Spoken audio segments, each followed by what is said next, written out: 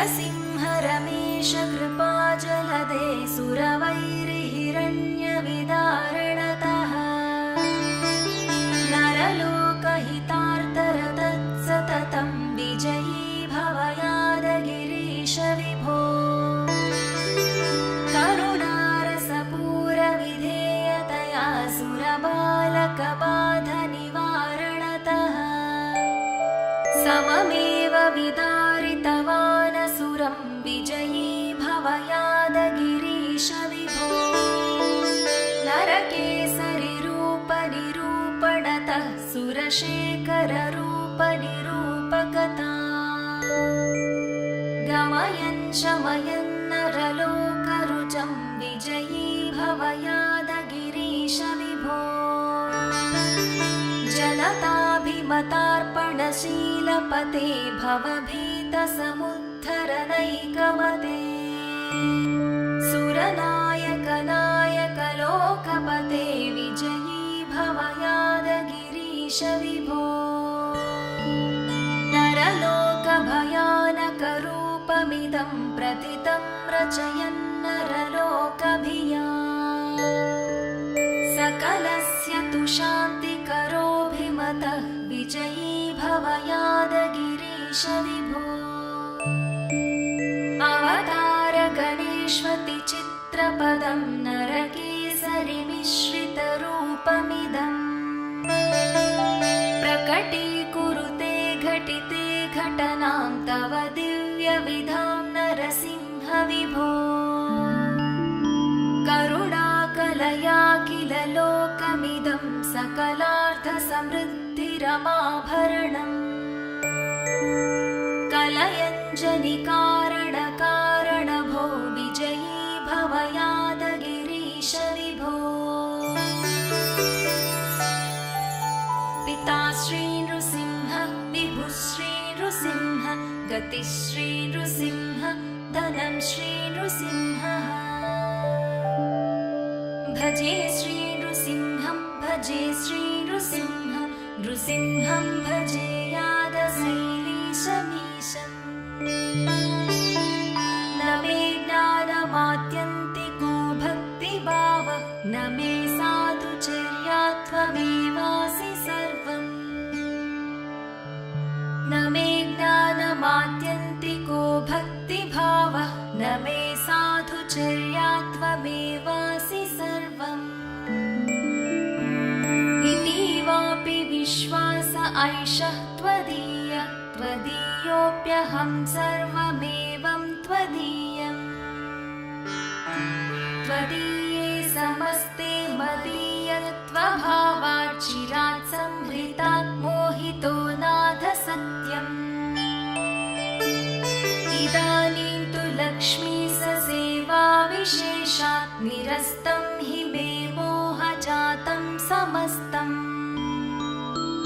अजानता मया नाथ जन्मकोटिशतैरपि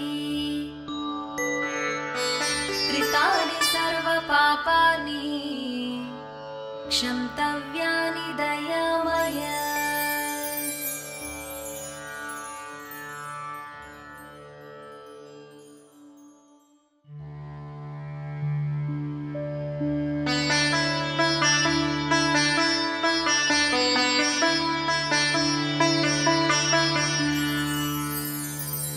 नरसिंह रमेश कृपाजलदे सुरवैर्हिरण्यविदारणतः नरलोकहितार्तरतत्सततं विजयी भव यादगिरीश विभो करुणारसपूरविधेयतया सुरबालकबाधनिवारणतः सममेव विदारितवानसुरं विजयी भव यादगिरीश विभो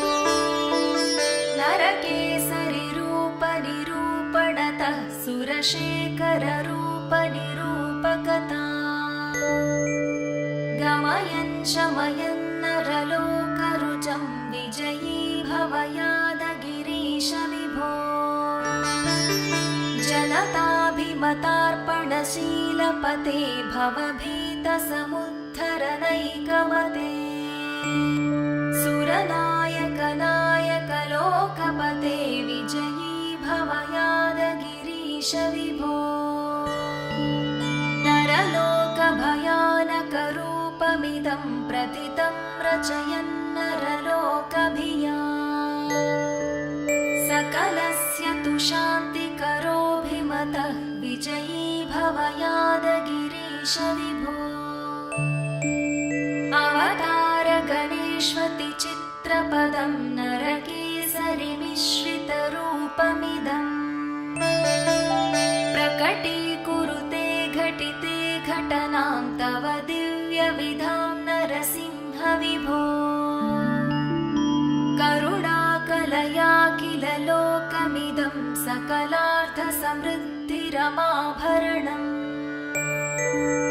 कलयञ्जनिकारणकारणभो विजयी भव यादगिरीश विभो पिता श्री नृसिंह विभुः श्री नृसिंह गतिः श्री नृसिंह धनं श्री नृसिंहः भजे श्री नृसिंहं भजे श्री नृसिंह नृसिंहं भजे यादशैलीशमीशम् न मे ज्ञानमात्यन्तिको भक्तिभावः न मे साधुचर्या त्वमेवासि सर्वम्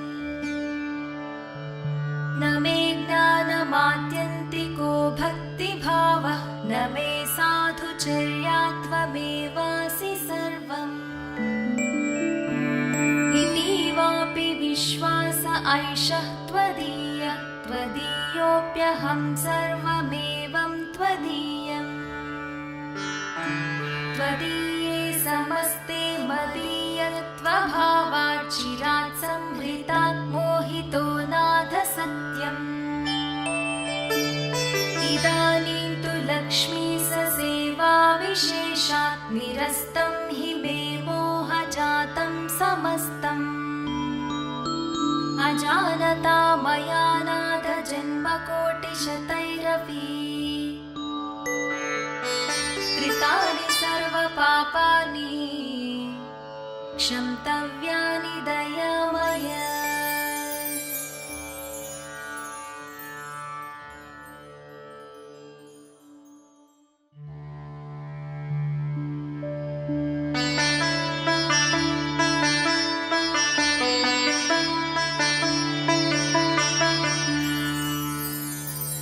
नरसिंह रमेश कृपाजलदे सुरवैरिहिरण्यविदारणतः नरलोकहितार्थरतत्सततं विजयी भव यादगिरीश विभो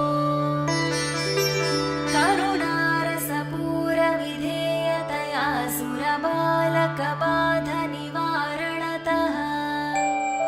सममेव विदारितवानसुरं विजयी भव यादगिरीश विभो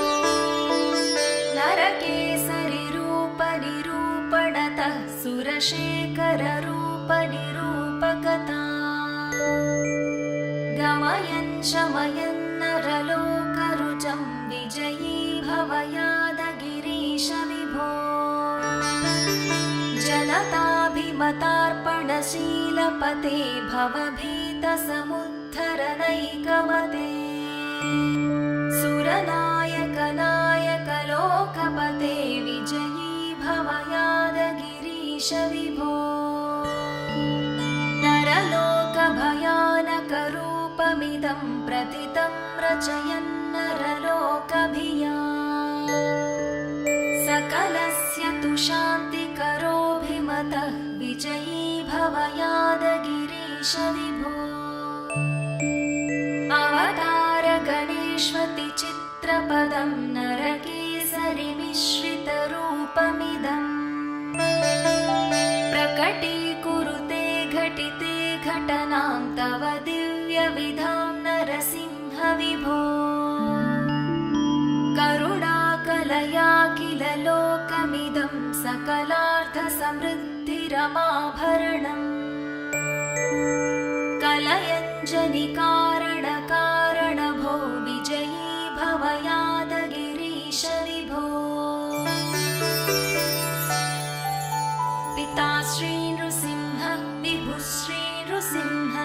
गतिः श्रीनृसिंह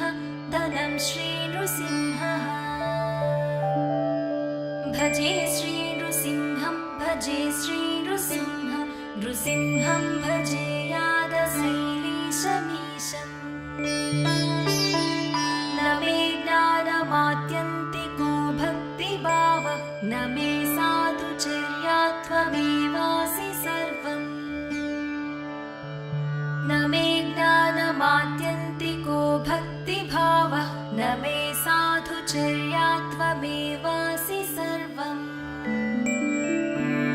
इति वापि विश्वास ऐषः त्वदीयः त्वदीयोऽप्यहं सर्वमेवं त्वदीयम् त्वदीये समस्ते मदीयत्वभावात् चिरात् संहृतात् मोहितो नाथ सत्यम् इदानीं तु लक्ष्मी सेवा विशेषात् निरस्तं हि मे मोहजातं समस्तम् अजानता मया नाथ जन्मकोटिशतैरपि कृतानि सर्वपापानि क्षन्तव्यानि दयामय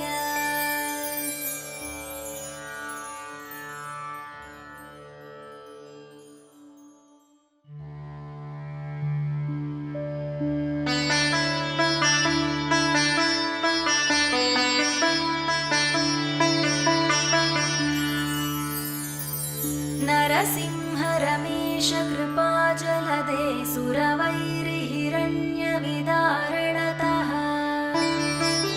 नरलोकहितार्तरतत्सततं विजयी भव यादगिरीश विभो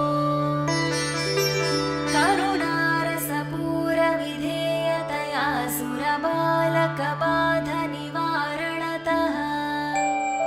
सममेव विदारितवानसुरं विजयी भव यादगिरीश विभो नरकेसरिरूपनिरूपणतः सुरशेखररूपनिरूपकता गमयन् शमयन् नरलोकरुचं विजयी भव यादगिरीश विभो जनताभिमतार्पणशीलपते भवभीतसमुद्धरनैकमते सुरनायकनायकलोकपते विजयी भव यादगिरीश विभो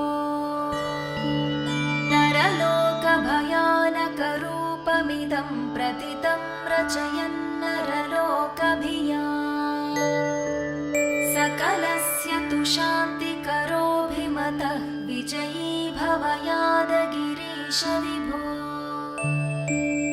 अवतार गणेष्वति चित्रपदं नरकेसरिमिश्रितरूपमिदं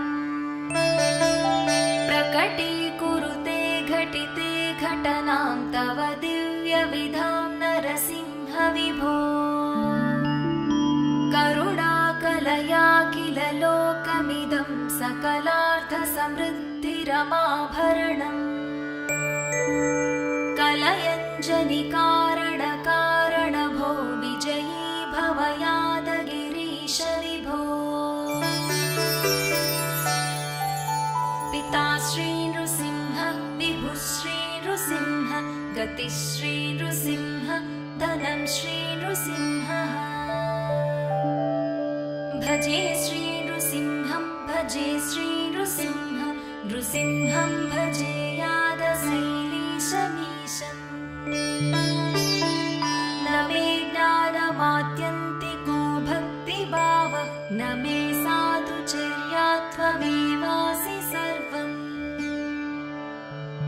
न मे ज्ञानमात्यन्तिको भक्तिभावः न मे साधुचर्या त्वमेवासि सर्वम् इति वापि विश्वास ऐषः त्वदीयः त्वदीयोऽप्यहं सर्वमेवं त्वदीयम् त्वदीये समस्ते मदीयत्वभावात् चिरात् संहृतात् मोहितो नाथ सत्यम्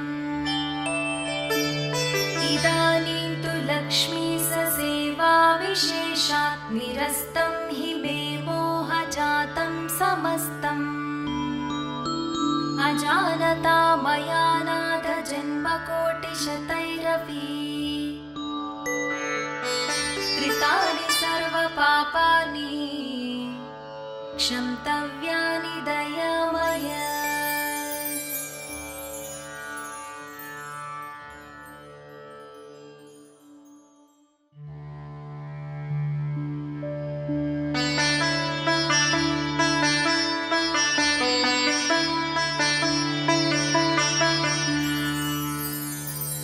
नरसिंह रमेश कृपाजलदे सुरवैरिहिरण्यविदारणतः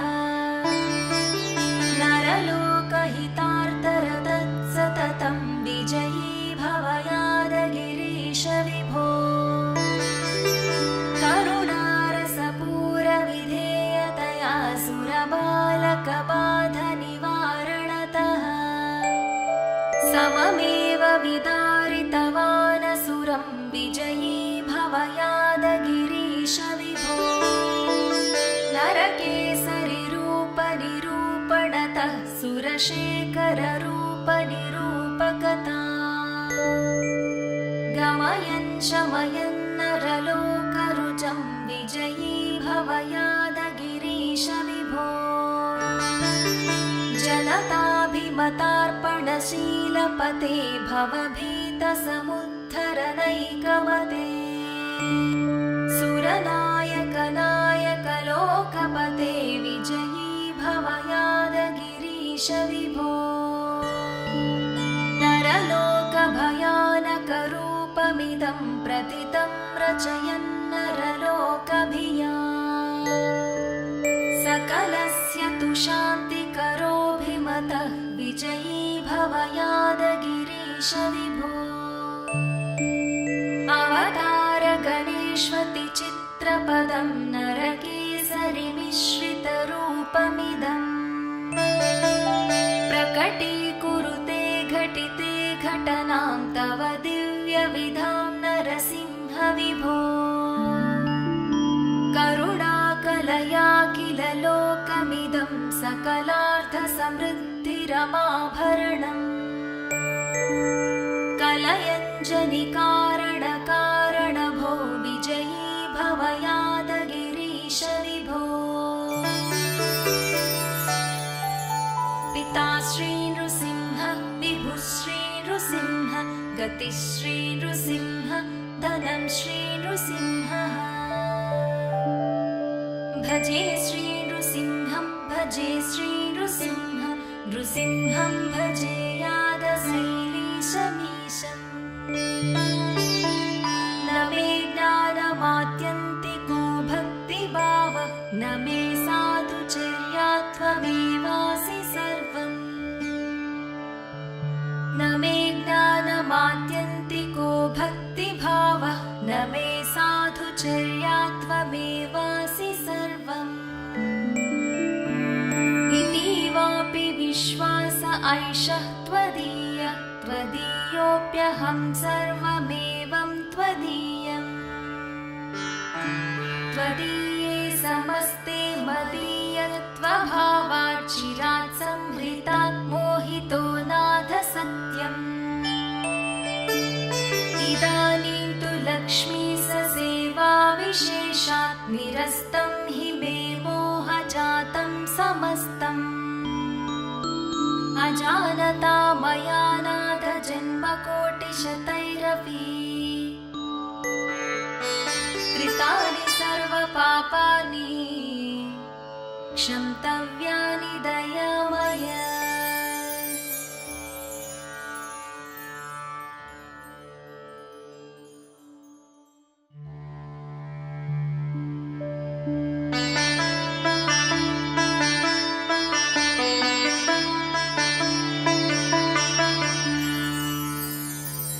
नरसिंह रमेश कृपाजलदे सुरवैरिहिरण्यविदारणतः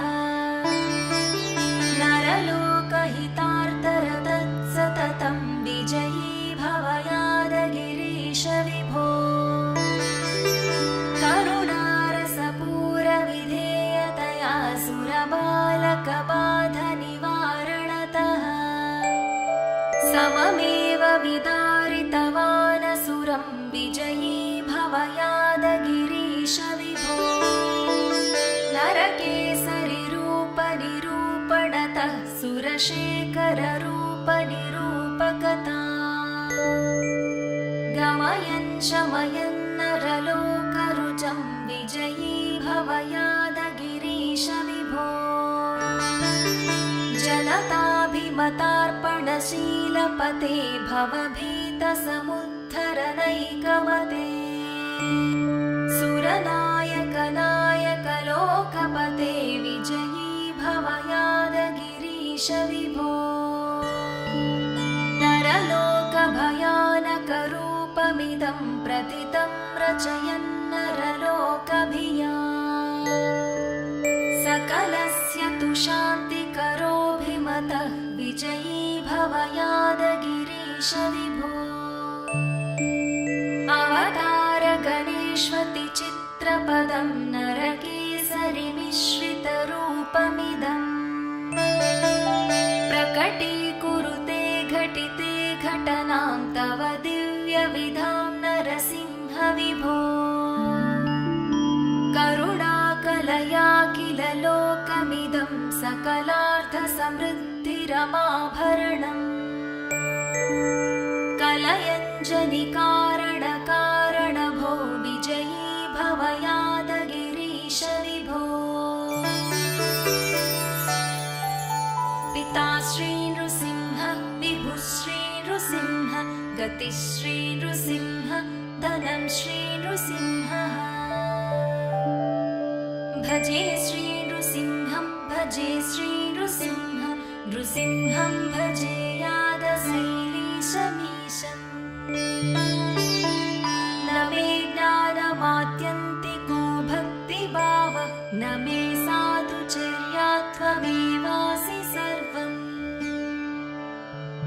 न मे ज्ञानमात्यन्तिको भक्तिभावः न मे साधुचर्या त्वमेवासि सर्वम् इतीवापि विश्वास ऐषः त्वदीय त्वदीयोऽप्यहं सर्वमेवं त्वदीयम् त्वदीये समस्ते मदीयत्वभावात् चिरात् संहृतात् मोहितो नाथ सत्यम् इदानीं तु लक्ष्मी सेवा विशेषात् निरस्तं हि मे मोहजातं समस्तम्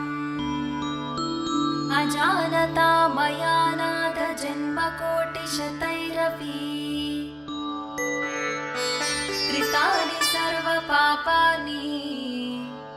क्षन्तव्यानि दयामय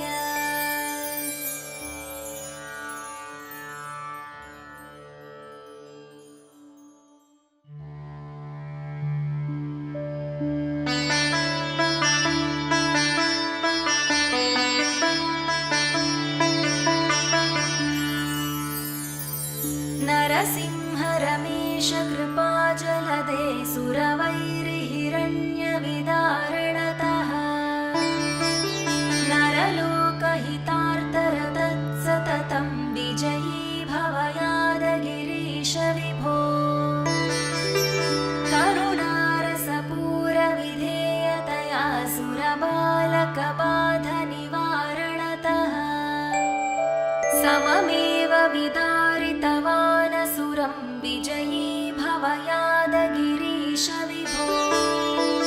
नरकेसरिरूपनिरूपणतः सुरशेखररूपनिरूपकता गमयन् शमयन् नरलोकरुचं विजयी भवयादगिरीश विभो जनताभिमतार्पणशीलपते भवभीतसमुद्धरनैकमते सुरनायकनायकलोकपते विजयी भवयादगिरीश विभो नरलोकभयानकरूपमिदं प्रतितं रचयन् नरलोकभिया सकलस्य तु शान्तिकरोऽभिमतः विजयी भवयादगिरीश विभो अवतार गणेष्वति चित्रपदं नरकेसरिमिश्रितरूपमिदम् घटीकुरुते घटिते घटनां तव दिव्यविधां नरसिंह विभो करुणाकलया किल लोकमिदं सकलार्थसमृद्धिरमाभरणम् कलयञ्जनिकारणकारणभो विजयी भव यादगिरीश विभो पिता श्री नृसिंह विभुः श्री नृसिंह गतिश्री नृसिंह धनं श्री नृसिंहः भजे श्री नृसिंहं भजे श्री नृसिंहं नृसिंहं भजे यादशैलीशमीशम् न मे ज्ञानमात्यन्तिको भक्तिभावः न मे साधुचर्या त्वमेवासि सर्वम् न मे ज्ञानमात्यन्तिको भक्तिभावः न मे साधुचर्या त्वमेवासि सर्वम् इति वापि विश्वास ऐषः त्वदीय त्वदीयोऽप्यहं सर्वमेवं त्वदीयम् त्वदीये समस्ते मदीयत्वभावात् चिरात् संहृतात् मोहितो नाथ सत्यम् इदानीं तु लक्ष्मी ससेवा विशेषात् निरस्तं हि मे मोहजातं समस्तम् अजानता मया नाथ जन्मकोटिशतैरपि कृतानि सर्वपापानि क्षम्य